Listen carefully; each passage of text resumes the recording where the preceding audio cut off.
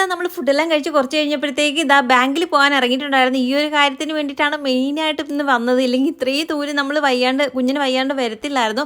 അങ്ങനെ ബാങ്കിൽ പോയി ഇത് അവിടുത്തെ കാര്യങ്ങളൊക്കെ എന്തൊക്കെയോ ശരിയാക്കാനൊക്കെ ഉണ്ടായിരുന്നു കേട്ടോ. അങ്ങനെ അതൊക്കെ ശരിയാക്കിയതിന് ശേഷം പിന്നെ അടുത്തൊരു ബാങ്കിലോട്ട് പോകാൻ ഇറങ്ങി.